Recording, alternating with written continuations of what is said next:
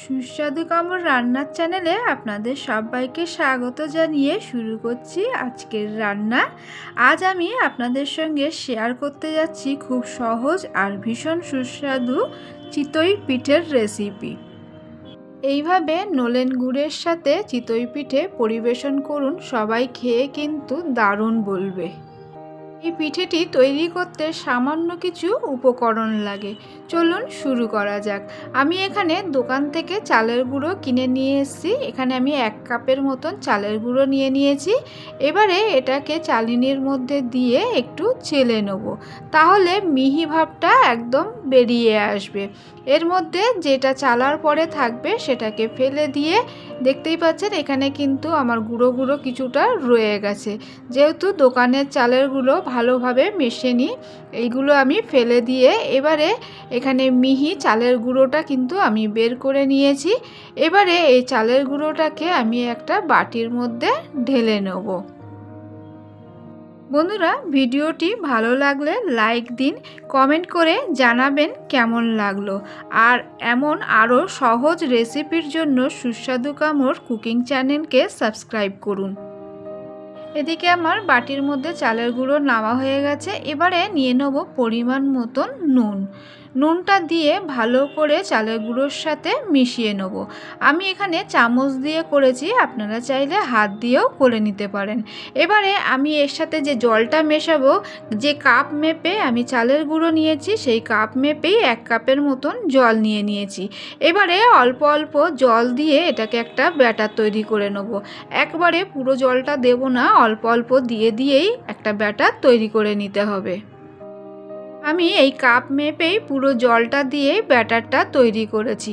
তবে আপনাদের যদি জল লাগে সামান্য একটু জল দিয়ে নেবেন, কারণ এটা ফাটাতে ফাটাতে কিন্তু একদম পাতলা হয়ে যাবে। খুব একটা বেশি জলের প্রয়োজন হবে না। বেশি জল হয়ে গেলে তাহলে কিন্তু পাতলা হয়ে যাবে।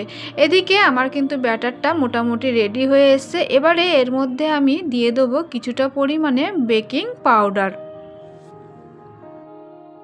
বেকিং পাউডারটা আপনাদের অপশনাল, আপনারা দিতেও পারেন নাও দিতে পারেন। আমি এখানে কিছুটা পরিমাণ বেকিং পাউডার দিয়ে দিলাম। দিয়ে এবার এটাকে ভালো করে চামচ দিয়ে এইভাবে আমি ফাটিয়ে নিলাম। এইভাবে চালের এই ব্যাটারটা যত ফাটাবেন তত কিন্তু ভালো হবে, পিঠেটা নরমও হবে আর খেতেও কিন্তু স্বাদের হবে। দেখতেই পাচ্ছেন কতটা পাতলা তৈরি হয়ে গেছে। এবারে আমি এটা কিছুক্ষণের জন্য ঢাকা দিয়ে রেখে দেবো। এটা ঢাকনা খোলার পরে ঠিক এই রকম যে চালের গুঁড়োটা নরম হয়ে গেছে। এবারে আমি হাতা দিয়ে ভালো করে এরকম তুলে তুলে যত ফাটাবো, দেখতেই পাচ্ছেন কি সুন্দর বেলুনের মতন কিন্তু হয়ে যাচ্ছে। তার মানে চালের গুঁড়োটা আমার ভেজানো থাকার জন্য একদম নরম আর ভালো মিহি তৈরি হয়ে গেছে, একদম বাবলস এসে গেছে। এই আমার আজকের কিন্তু পিঠের ব্যাটার তৈরি হয়ে গেছে। এবারে আমি এর মধ্যে একটা ছোট বাটির মধ্যে নিয়ে নিলাম কিছুটা পরিমাণে সাদা তেল। একটা ব্রাশের মাধ্যমে আমি এবারে কড়া বসিয়ে দিয়েছি। কড়াটা কিন্তু গরম হয়ে গেছে। এর মধ্যে এবারে আমি একটু তেল মিশিয়ে নেব। এইভাবেই আমি কিন্তু ব্রাশ দিয়ে সামান্য একটু তেলটা জাস্ট বুলিয়ে নিয়েছি। এবারে যে ব্যাটারটা আমি তৈরি করে রেখেছি, যখন কড়াইয়ে দেবেন তখন এইভাবে একবার নামানো ওঠানো করে তারপরে কড়ার মধ্যে দেবেন। দেওয়ার সাথে সাথেই দেখবেন কি সুন্দর বাবলসের মতন ফুলে গেছে। একদম দেখতেই পাচ্ছেন কত সুন্দরভাবে বাবলস উঠে গেছে। এবারে আমি একটা বাটি ঢাকা দিয়ে দিলাম এটা সেদ্ধ হওয়ার জন্য। এটা মোটামুটি আমার সেদ্ধ হয়ে গেছে। 3-4 মিনিট পরে আমি এটা খুলে দেখছি, এটাকে সুন্দরভাবে কিন্তু আমার পিঠেটা রেডি হয়ে গেছে। এবারে এটাকে তুলে আমি একটা প্লেটের মধ্যে পরিবেশন করব। এই আমার আজকের প্রথম পিঠে রেডি। চলুন আরও একটা পিঠে আপনাদের করে দেখাই।